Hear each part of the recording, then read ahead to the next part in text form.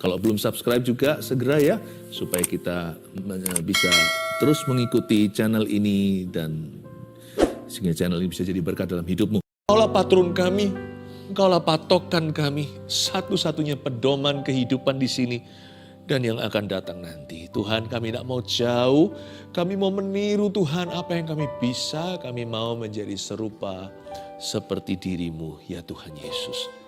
Sampaikan sabda-Mu, koreksi karakter kami yang kurang, agar kami lulus Tuhan suatu hari ketika kami Kau panggil kembali ke rumah Tuhan someday, kami menjadi sempurna seperti Yesus Kristus. Bentuklah kami, bentuklah bagai bejana yang membawa kemuliaan bagi-Mu Tuhan. Emas murni, jadikan hati kami begini. Sembunyikan hamba-hamba-Mu dan balik salib-Mu sekali lagi. Dalam nama Yesus. Haleluya. Amin. Puji Tuhan. Hari ini kita akan bicara soal karakter. We are going to do a test, kita akan melakukan sebuah ujian. Ujiannya lebih seperti cermin firman, tapi nanti ujian karakter itu di kehidupan. Waktu kita akan dibentuk, waktu kita digesek sama Tuhan. Bagaimana kita tahu kita ini anak Tuhan atau bukan? Harusnya like father like son kan? Bagaimana ayahnya ya demikian anaknya. Yang namanya buah itu jatuh nggak jauh dari pohonnya. Nah kita ini jatuhnya jauh-jauh nggak dari Kristus. Lihat karakternya. Mari kita buka sama-sama firman Tuhan ini, kasih judul karakter anak-anak Allah. Matius 4 ayat 1-11. Mari kita buka bersama. Ini ketika Yesus dicobai, yaitu pencobaan di padang gurun ya. Matius 4 ya. Ayat 1. Maka Yesus dibawa oleh roh ke padang gurun untuk dicobai iblis. Dan setelah berpuasa 40 hari dan 40 malam, akhirnya laparlah Yesus.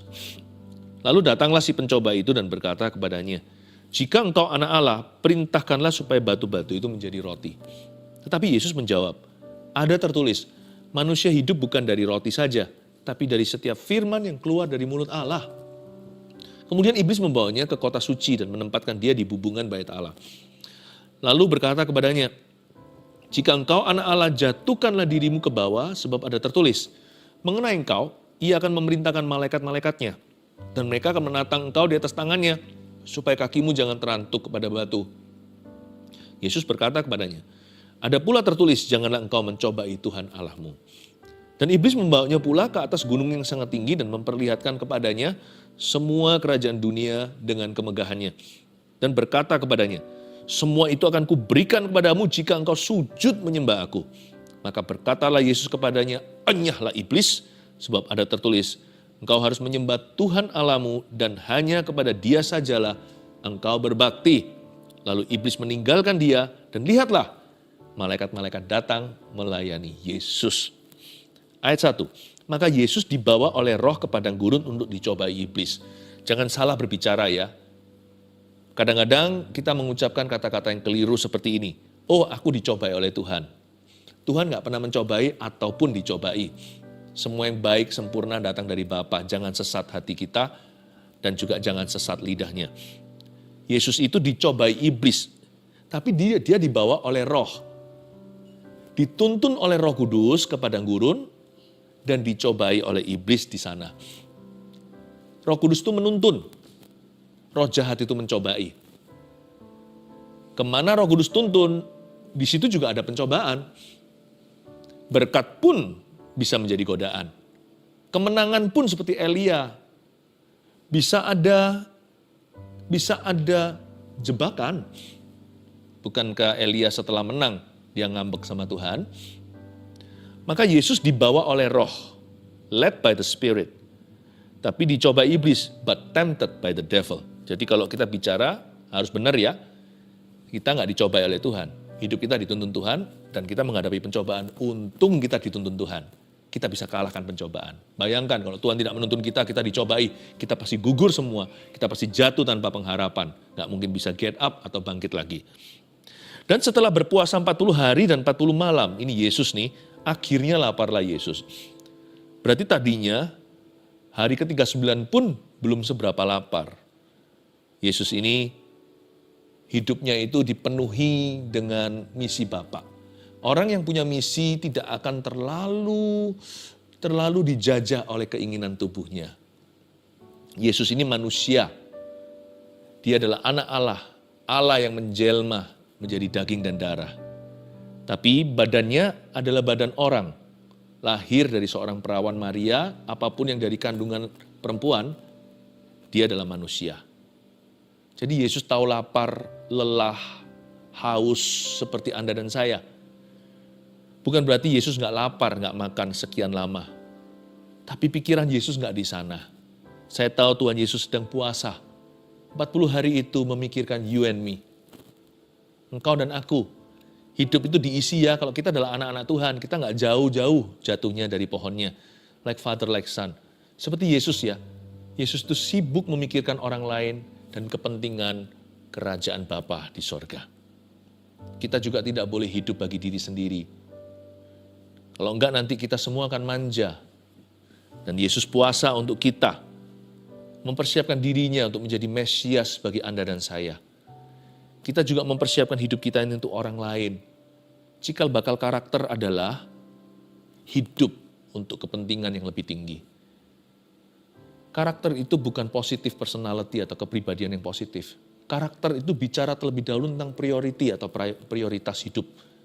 Carilah dahulu kerajaan sorga dan kebenarannya. Utamakan Tuhan dan kepentingannya. Lalu utamakan orang lain juga di samping kepentinganmu sendiri. Kalau kita bisa hidup seperti ini, kita tidak akan mudah untuk dikit-dikit meraung sakit, dikit-dikit mengeluh lapar. Fokus hidupmu itu jangan pada dirimu. Fokus hidup kita itu harus pada sesuatu yang lebih tinggi. A purpose-driven life atau hidup yang punya tujuan. Yang didorong dengan hembusan nafas firman. Hidup kita itu punya goal yang lebih tinggi. Ayat 3. Lalu datanglah si pencoba itu dan berkata kepadanya. Ini setan mulai masuk di dalam gambar. Iblis berkata begini, jika engkau anak Allah, perintahkanlah supaya batu-batu itu menjadi roti. Tetapi Yesus menjawab, ada tertulis, manusia hidup bukan dari roti saja, tetapi dari setiap firman yang keluar dari mulut Allah. Pencobaan nomor 1, di sini ada 3. Setan berkata, jika Yesus adalah anak Allah, diperintahkan supaya batu itu menjadi roti karena Yesus sudah mulai kelaparan. 40 hari loh nggak makan. Tapi Yesus menolak. Yesus tidak mau pakai shortcut. Yesus tidak pakai jalan pintas. Dia berkata, tidak. Meskipun aku lapar, cepat lambat akan makan. Yesus tidak mau menghalalkan segala cara apabila tujuannya dibenarkan. Tuhan makan, masa itu ilegal? Tapi Yesus nanti di ayat 11, seperti yang kita baca tadi, malaikat-malaikat yang datang melayani dia. Memang Tuhan Yesus sebagai manusia perlu makan. Tapi dia nggak mau sembarang makan dari siapa saja. Dia nggak mau halalkan segala cara. Hanya karena dia lapar bukan berarti dibenarkan mencuri roti seseorang. Dia segala-galanya harus pakai cara Bapa di sorga. Poin pertama, ini ujian karakter nomor 1 sebagai anak-anak Allah. Mengikuti jejak kaki Yesus Kristus dalam cerita pencobaan di padang gurun ini. Yang pertama, anak-anak Allah tidak memakai jalan pintas untuk dapatkan keinginannya. Tulis itu. Belajar dari Yesus. Memang harus makan. Tapi dia nggak akan terima segala makanan atau terima makanan dari sembarang orang. Dia menolak itu kalau diberikan dari setan. Dan dia juga tidak mau menyalahgunakan atau menyelewengkan kuasanya sebagai Mesias yang dipakai untuk menyembuhkan orang sakit, membangkitkan Lazarus, memberi penglihatan kepada Bartolomeus si pengemis yang buta itu. Dan dia tidak mau pakai kuasa ilahinya untuk kepentingan dirinya. Dia akan menggunakan itu untuk menyelamatkan Anda dan saya. Untuk mengajar nanti di sebuah bukit ketika dia bersabda, lalu memberi makan 5.000 orang itu pakai kuasa. Ketika dia menengadah, lalu dia mengucapkan berkat atas 5 roti dan 2 ikan. Sebagai anak Allah dia pecah-pecahkan. 5.000 orang laki-laki makan. Belum termasuk anak kecil dan perempuan. Kalau bicara tentang kepentingan Bapaknya, kerajaan sorga, dan kepentingan orang lain, dia pasti akan memakai kuasanya. Untuk perbuatan yang mulia. Untuk tujuan yang mulia. Tetapi untuk kepentingannya sendiri, bahkan itu kebutuhan loh, bukan keinginan. Yesus tidak mau memakai kuasanya. Padahal bisa, kalau dia berkata, hai batu, jadilah roti. Itu jadi.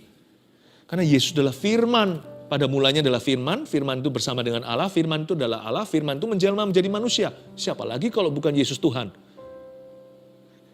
Yesus kalau ucapkan sesuatu itu firman. Kalau kita kan harus ucapkan firman, karena kita bukan firman, karena kita adalah daging dan darah, keturunan Adam dan Hawa. Kalau Yesus itu firman, dia tidak lahir dari sperma manusia berdosa, sekalipun dari kandungan seorang perawan. Yesus itu firman, jelmaan firman. Jadi Yesus ngomong apa itu firman. Yesus bilang apapun itu sudah kata-kata terakhir, itu sudah konklusi, sudah keputusan, udah final ceritanya. Jadi kalau Yesus berkata, hai batu jadilah roti, jadi pabrik roti itu. Tapi Tuhan gak mau, karena itu demi kepentingannya. Dia belajar untuk sabar, dia belajar menanti, sampai itu diberikan sebagai penyediaan Bapa. Dia belajar taat sebagai manusia, ajari kita bagaimana untuk sabar menanti janji. Anak-anak Allah seperti Anda dan saya harus ikut Yesus. Tidak boleh memakai jalan pintas untuk dapatkan keinginan kita. Apalagi untuk berbuat dosa. Anak-anak muda sekalipun ada dorongan seksual, semua bujangan, normal. Janganlah dilampiaskan, janganlah gratifikasi badan atau tubuh jasmani. Iya kalau seumpamanya kita melakukan suatu dosa seksual itu bisa memuaskan. Buktinya malah kecanduan. Dosa seks itu tidak bisa dijawab dengan seks. Nggak bisa. Malah kecanduan. Bukannya jadi reda, malah menjadi-jadi. Makanya itu jauh lebih baik pengendalian diri dan punya visi yang lebih tinggi. Lebih baik kalau kita mempersiapkan diri untuk hari esok ketika berkat itu legal diberikan di dalam pernikahan. Anak-anak muda belajar sabar. Jangan pakai jalan pintas, masturbasi, pornografi. Hanya karena memang ada dorongan. Sudah bukan lagi keinginan, menjadi kebutuhan katanya, kebutuhan biologi. Hanya karena kita melihat orang di ATM lagi keluarkan cash dari sebuah mesin uang. Kita kalau lagi nggak punya duit nih, kepingin sekali rasanya punya uang segitu, apakah diperbolehkan kita merampok? Hanya karena ada keinginan, bukan berarti diperbolehkan ada tindakan. Belajar untuk serahkan, maka keinginan itu nggak akan melebih-lebih, nggak akan berlebihan. Keinginan itu kan dapat dikendalikan kalau kita serahkan ke tangan Tuhan. Tidak lenyap, karena kita diciptakan demikian. Itu ada tujuannya nanti dalam pernikahan. Kalau kita menginginkan, misalnya seperti yang saya katakan tadi, mesin uang, keluarkan cash seperti itu di ATM mesin, itu mungkin bisa menjadi dorongan supaya Anda kerja rajin dan ulet jadi orang ketika dalam usahanya gigih berjuang agar supaya suatu hari diberkati. Karena firman Tuhan berkata, rajin itu pangkal berkat. Bukan untuk kita merampok. Jadi kita harus salurkan, bukan lampiaskan, salurkan dengan benar ke hal-hal yang dikatakan oleh firman adalah kehendak Tuhan. Salurkan secara positif. Karena kalau kita melakukan apa-apa hanya untuk gratifikasi atau memuaskan diri, nggak akan bersih. Bukan hanya merasa guilty, merasa tidak layak setelahnya, tapi kita menjadi ketergantungan. Karena itu jalan pintas bukanlah jalan keluar. Kalau orang yang sudah dewasa mau pakai jalan pintas supaya lekas kaya, malah jatuh ke dalam berbagai macam godaan, pencobaan. Kata firman Tuhan, orang demikian malah justru menyiksa dirinya dengan perkara-perkara yang tidak perlu. Dia akan masuk ke dalam penderitaan-penderitaan yang karena salahnya sendiri. Biasanya masuk dalam hutang piutang karena serakah, karena tergesa-gesa. Daripada begitu, pakai jalan pintas, kita harus selalu pakai jalan firman. Cara Yesus menjawabnya luar biasa. Jika engkau anak Allah, perintahkan supaya batu ini menjadi roti. Yesus tidak bersedia. Bukan hanya Yesus nggak mau, Yesus menjawab begini, ada tertulis manusia itu hidup bukan dari roti saja. Kita itu hidup nggak demi perut. Kita juga nggak hidup demi, maaf, berapa senti di bawah perut. Tetapi dari setiap firman yang keluar dari mulut Allah, jangan jalan pintas, pakai jalan firman. Firman itu jalan, pelita bagi jalan, terang bagi jalan, pelita bagi kaki. Dan Yesus disebut sebagai jalan, kebenaran, dan hidup. Berarti Yesus adalah jalan, berarti dalam Yesus selalu ada jalan keluar. God will make a way where there seems to be no way. Tuhan akan membuka jalan di mana tidak ada jalan. Maka itu sabar dulu. Semua ada jalannya dalam firman. Ketika kita dicobai dan digoda, ingatkan diri sendiri. No. Aku gak mau pakai jalan pintas setan. Aku mau pakai jalan Tuhan, yaitu jalan firman. Ini ada jalannya kok. Apa yang kuhadapi sekarang godaan ini, ada jalan keluarnya kok. Atau ada jalan yang lebih baik. Ada kok, saya yakin. Maka ketika kita buka firman dalam tuntunan Roh Kudus, kita menemukan jalan. Dan jalan itu gak tentu shortcut. Tidak tentu langsung cepat. Tapi jalan itu akan membentuk karakter kita menjadi seperti Tuhan Yesus. Ajari kita sabar. Ajari kita untuk bisa punya penguasaan diri yang tinggi. Ajari kita untuk bersyukur dalam segala keadaan. Ajari kita untuk teguh berdiri pada prinsip kekudusan dan berkata tidak ketika kita dicobai oleh istri Potifar. Yusuf lari. Dia tahu apa itu benar, apa itu salah. Dia pilih kebenaran. Dia pilih kehidupan. Anak-anak Allah tidak akan memakai jalan pintas untuk dapatkan keinginannya. Coba kita berkaca. Sejauh apa kita jatuh dari pohonnya? Marilah mendekat. Marilah merapat. Lebih dekat lagi. Sehingga aku mau menjadi seperti Yesus. Itu menjadi kenyataan. Ayat 5. Kemudian iblis membawanya ke kota suci dan menempatkan dia di bubungan bait Allah. Wow, ini kejadiannya di gereja. Jadi ternyata di gereja kita juga bisa dicobai. Bisa, di bait Allah. Ada setan yang menggoda. Di mana saja daging manusia bisa digocoh oleh iblis. Jadi hati-hati. Makanya itu ada orang yang tidak tahan iman. Cari Tuhan, tapi terlalu banyak godaan. Sehingga ketika digesek kanan kiri, kecewa sama manusia, tidak lagi ke gereja. Padahal ke gereja kita harus lihat Tuhan Yesus. Bukan lihat manusia. Kemudian iblis membawanya ke kota suci kan, itu Yerusalem ya, dan menempatkan dia di bubungan bait Allah. Ini perkara supranatural terjadi padahal Yesus berada di atas sana. Yesus setelah dari sungai Yordan, dia pergi ke padang gurun, tidak jauh dari sana masih di arah-arah utara. Tiba-tiba dia sudah berada di selatan di Yerusalem, dibawa ke bait suci. Jangan berkata bahwa di bawah kolong langit ini ada tempat kita bisa bebas pencobaan, tidak ada. Satu-satunya tempat kita bebas godaan adalah ketaatan. Waktu kita mengambil keputusan to obey Jesus no matter what, untuk taat pada Kristus dan pada firman-Nya, apapun juga yang kita hadapi dan lalui, itulah tempat aman. Ayat 6, lalu berkata kepadanya, setan ngomong begini, jika engkau anak Allah, jatuhkanlah dirimu ke bawah, sebab ada tertulis mengenai engkau, ia akan memerintahkan malaikat-malaikatnya dan mereka akan menatang engkau di atas tangannya, supaya kakimu jangan terantuk pada batu. Ini kan lucu.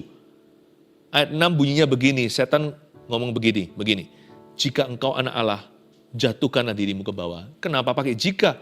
Kan Yesus memang anak Allah. Kenapa pakai jika engkau anak Allah? Mereka kira mereka bisa memancing Yesus. Mereka kira mereka bisa memancing egonya, pride, atau keangkuhannya, harga dirinya. Dikira setan salah. Yesus aman di dalam Bapanya. Yesus aman dengan dirinya. Yesus tahu siapa dirinya sesungguhnya. Apakah kita tahu siapa kita? Karena itu orang yang selalu mau membuktikan diri selalu jatuh di godaan nomor 2 ini. Mari kita lihat sekarang poin kedua. Anak-anak Allah tidak perlu membuktikan dirinya. Atau mudah memanfaatkan jasa. Catatlah. Kita punya status itu sudah aman dalam Yesus. Kita nggak perlu punya sesuatu, dikurangi sesuatu pun asal itu sifatnya hanya materi, kita nggak berkurang loh nilainya di hadapan Tuhan. Emas itu mau diukir atau mau jatuh ke selokan, dia per gramnya sudah fix internasional. Harga internasional. Ya paling ada jasa ongkos aja kalau dijadikan perhiasan. Tapi nggak bisa berkurang. Mau dilumuri kotoran hewan pun dia tetap per gramnya ada yang mau. Apalagi kalau kiloan. Our worth Nilai kita itu tidak bergantung apa yang kita pakai, apa yang kita makan, sandang pangan papan, mobil yang menjadi kendaraan kita, atau yang melekat di tubuh kita. Tidak ada hubungannya. Atau titel-titel kita. Bahkan sebelum anak itu menjadi bocah, waktu masih janin, belum ada nama, dia suatu kehidupan. Karena itu aborsi adalah membunuh. Tuhan sudah sayang dan itu sudah berharga, itu sudah orang. Kita itu nilainya tak terhingga, mulia. Sebelum bahkan kita dilahirkan. Karena itu anak-anak Allah tidak perlu membuktikan dirinya. Status kita itu sudah fix dalam Yesus. Engkau berharga dan mulia dan aku ini mengasihimu, Yesaya 43. For I have loved you with everlasting love. Aku telah mengasihimu, mencintaimu dengan kasih yang abadi. Engkaulah anakku, barang siapa percaya kepada Tuhan, yang lama telah berlalu, yang baru telah datang, ia menjadi ciptaan baru. I'm a new creation. Aku adalah anaknya Tuhan. Yohanes 1:12 katakan, barang siapa menerima dia, diberinya kuasa untuk menjadi anak-anak Allah, sons of God. Jadi tidak ada nilai tambah apa yang kita miliki lebih di dunia ini. Itu semuanya kalau kita kalau kita diberikan sesuatu yang lebih, itu semuanya ujungnya adalah untuk ministry. Agar supaya kita berguna, agar kita menjadi berkat dan memberkati orang lain juga. Tidak ada nilai lebih, karena kita sudah maksimal nilainya, dibeli dengan darah. Kita ini dibeli agak overprice, agak berlebihan. Kan Yesus mati bagi setiap orang, sekalipun dia mati untuk seluruh dunia. Jadi kalau di dunia ini hanya ada satu orang saja yang berdosa, yaitu Anda, dia tetap akan mati di Kalvari. Bayangin, nilaimu dan nilai kita dengan nilai dia. Satu Yesus ganti satu kita. Berlebihan kan? Kembaliannya pun gak keruan. Saya loh sampah. Yesus itu pangeran sorga, pemilik bumi dan langit, menciptakan segala sesuatu. Anak Allah yang tunggal. Hah? Dia gantikan saya. Wah, kemahalan. Mestinya Yesus gak usah mati. Pingsan aja kemahalan untuk saya. Gak perlu sampai dibunuh, sampai menghembuskan nyawanya, nafas terakhir. Gak perlu itu, gak perlu sampai mati. Sekali aja Tuhan Yesus datang, lalu langsung naik ke sorga. Tidak perlu melalui salib. Hanya tilik aku aja saya sudah akan 1000, berjuta-juta, miliar-miliar terima kasih. Siapakah aku ini? Allah hendak menilik orang seperti saya, mati untuk kita. Jadi kita gak perlu buktikan diri. Gak usah minder kalau kita lihat orang lain punya sesuatu lebih. Asal yang kita punya halal. Dan juga jangan sombong kalau kita punya lebih. Yang kita miliki lebih hanyalah uang ongkos ukir-ukiran saja. Nilai dasar kita per gram sama di mata Tuhan. Mau konglomerat atau seorang pengemis di jalanan, sama di mata Tuhan. Tuhan mati untuk kedua-duanya. Jadi gak usah membuktikan diri. Anak-anak remaja juga gak perlu rasa, wah gimana, tenanglah, lakon menang belakang. Kalau ada anak-anak muda yang dihina-hina sama temennya yang jor-joran, teman-temannya yang saingan masalah materi segalanya, tenang aja. Asal Anda sungguh-sungguh kelola kasih karunia yang ada di hidupmu, nanti suatu hari orang yang sombong itu mungkin bisa suatu saat bekerja di dalam company-mu. Saya selalu punya percaya, saya yakin anak muda kalau punya visi itu bahaya terhadap kerajaan setan. Karena dia tidak perlu membuktikan diri, dia adalah anaknya Allah. Orang seperti itu bawa janji Tuhan kemana-mana, berkat Tuhan menyertai dia, kebajikan kemurahan gak kurang-kurang. Selain itu tidak akan mudah memanfaatkan jasa. Kok bisa? Yesus disuruh pakai jasanya malaikat. Ayolah kata setan, kalau kamu anak Allah, lemparin dirimu dong. Nanti kan akan ada pas pampresnya, kan ada secret service-nya Bapakmu di sorga, akan menatang engkau di atas tangannya supaya kakimu jangan terantuk pada batu. Yesus tidak mau memanfaatkan jasa malaikat. Padahal dia berhak, dia yang punya sorga, punya langit dan bumi. Yesus berkata, ada pula tertulis, janganlah engkau mencobai Tuhan Allahmu. Jangan gampang manfaatkan. Hanya karena orang berkata, gak apa-apa, datang aja. Kita jangan datang tiap hari. Kitab Amsal katakan nanti di out welcome. Dari welcome jadi out welcome. Welcome-nya out. Ya. Atau ada orang berkata, kalau perlu-perlu ya, hubungi saya. Dihubungi, padahal nggak perlu-perlu sekali. Saya jadi orang belajar untuk ikuti tapak kaki Yesus. Kalau nggak perlu-perlu banget, kalau bukan untuk Tuhan atau untuk orang lain, saya biasanya nggak buka mulut. Tapi kalau orang lain dipertaruhkan, saya biasanya akan minta sama seseorang yang saya kenal. Koneksi yang Tuhan beri, saya berkata, tolonglah, kamu tolong. Itu pun saya harus tahu dulu nolong apa. Karena jasa orang saya hargai setinggi-tingginya. Jasa orang itu saya hargai, kebaikan hati mereka, kepercayaan yang mereka berikan itu saya hargai itu setinggi-tinggi langit. Hanya berada di bawah worship saya akan Tuhan. Setelah worship penyembahan saya akan Tuhan, turun ke bawah itu saya hargai kebaikan orang. Saya nggak pernah lupa orang yang berjasa di hidup saya. Nggak akan pernah. Apalagi ketika saya ada di dalam posisi terpuruk di bawah, itu saya nggak pernah lupa teman sejati itu siapa. Itulah keluarga sesungguhnya, nggak tentu berhubungan darah. Itulah sebabnya saya nggak main-main. Kalau orang memberi kepercayaan, ada apa-apa, hubungi saya. Saya tidak akan hubungi. Saya tidak akan gampangkan orang. Setiap kali kalau kita mau gampangkan atau memanfaatkan atau meremehkan kebaikan orang, apalagi kepercayaan mereka, ingat ya, aku ini anak Tuhan. Katakan pada dirimu sendiri, aku anak Tuhan. Anak Tuhan nggak boleh begitu. Anak Tuhan itu nggak begini. Anak-anak Allah itu punya wibawa. Nggak merengek untuk dirinya. Tapi kalau saya suruh merengek untuk Anda, saya mau. Saya akan merengek di pintunya sorga dan berkata, tolong bless my family. Tolong berkati saudara seimanku Tuhan, kasih Roh Kudus sama orang itu. Tuhan sembuhkan dia. Ya. Mari kita belajar untuk punya wibawa yang baik di hadapan Tuhan. Anak-anak Allah tidak perlu buktikan dirinya dan tidak mudah untuk memanfaatkan jasa sesamanya. Ya, belajar hargai ya orang-orang. Ingat ya, kita adalah anak-anaknya Allah. Kita anak-anaknya Tuhan. Nggak boleh jatuh jauh-jauh dari pohonnya. Yesus berkata kepadanya, ada pula tertulis, janganlah engkau mencobai Tuhan Allahmu. Jangan dicobai. Jangan dikeskan kepercayaan itu seperlunya. Yesus berkata, this time I'm not gonna use the angels. Kali ini aku nggak akan pakai malaikat. Enggak. Nggak mau repot ya.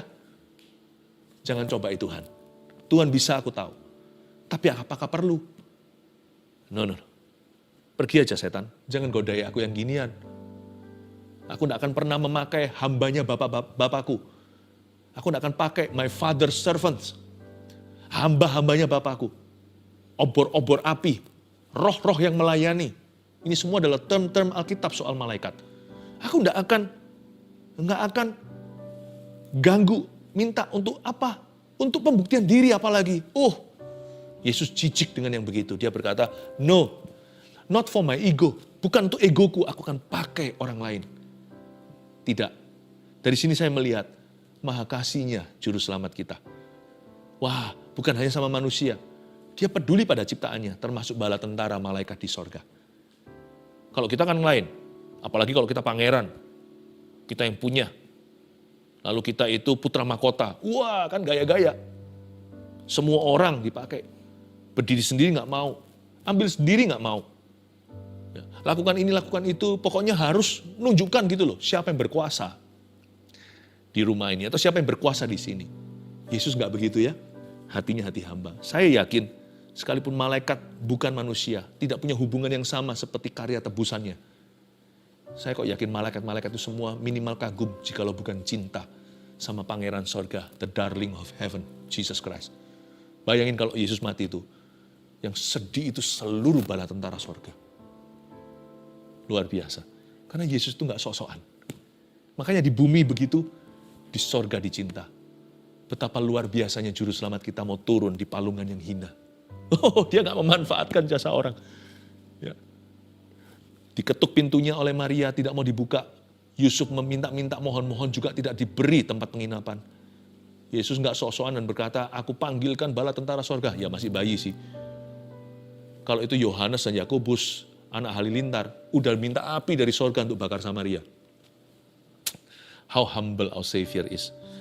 Ayat 8, dan iblis membawanya pula ke atas gunung yang sangat tinggi dan memperlihatkan kepadanya semua kerajaan dunia dengan kemegahannya. Semua ditunjukkan. Saya nggak tahu ini gunung yang sangat tinggi ini di Israel atau di luar negeri. Kita nggak pernah tahu, tidak pernah ditulis. Bisa jadi di gunung tertinggi di dunia ini. Ya, kan setan itu penguasa di dunia ini, meskipun Tuhanlah Allah yang Maha Kuasa. Dan berkata kepadanya, iblis ngomong begini, semua itu akan kuberikan padamu jika engkau sujud menyembah aku. Cuma disuruh kau tahu atau disuruh pai sekali gini aja loh, tunduk gini aja, langsung dikasih loh semua glory. Ini berarti semua dikasih loh ya. Ini kasih fame, keternamaan, dikasih kekayaan, kasih popularitas, kasih segalanya. Maka berkatalah Yesus kepadanya, enyahlah iblis. Yesus gak mau ditawari pesugihan. Sebab ada tertulis, engkau harus menyembah Tuhan Allahmu. Dan hanya kepada Dia sajalah engkau berbakti. Dan lalu iblis meninggalkan dia dan lihatlah malaikat-malaikat datang melayani Yesus. Akhirnya kan dilayani juga oleh malaikat. Malah lebih bagus, gak ada efek sampingnya. Kalau dari setan, itu di belakangnya pasti ada jebakan. Ya, suruh teken tanda tangan jiwanya milik dia. Kalau kita itu terima tawaran setan, kita itu otomatis menjadi milik setan. Jangan main-main dengan toys atau mainan iblis. Yesus berkata, no, enyahlah. Dengan tegas dia berkata, engkau harus worship Tuhan, Tuhan Allahmu. Hanya kepada Dia sajalah engkau berbakti. 3, anak-anak Allah tidak menukarkan bapanya demi apapun yang fana. Berapa banyak anak-anak Tuhan, entah mereka pindah kepercayaan, meninggalkan Kristus karena iming-iming promosi atau kemudahan, fasiliti atau fasilitas, tapi sebagian juga karena kecewa, karena kepahitan. Ya sama aja, yang penting ujungnya sama kan, sama-sama meninggalkan Tuhan. Di sini kan Yesus ditawarin, kamu kalau mau sujud aja cuman sekali, mengangguk aja di hadapan setan, mau bungkuk sekali doang, sekali saja, tidak 2 kali. Maka aku berikan semuanya ini, popularitas, kekayaan dan semuanya. Yesus berkata, no, promosiku datang dari Bapa.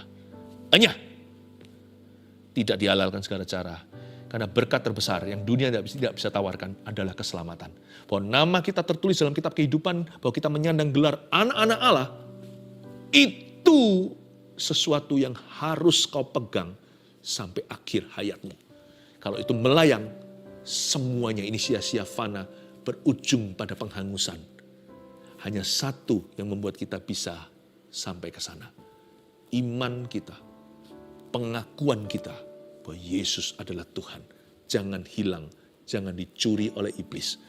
Anak-anak Allah tidak menukarkan bapanya.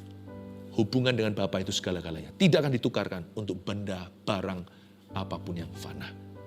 Di sini adalah perintah Tuhan bagi kita semuanya untuk kita setia. 1, 2, 3. Karakter anak-anak Allah apa aja? 1, anak-anak Allah tidak memakai jalan pintas untuk dapatkan keinginannya. 2, anak-anak Allah tidak perlu membuktikan dirinya atau mudah memanfaatkan jasa.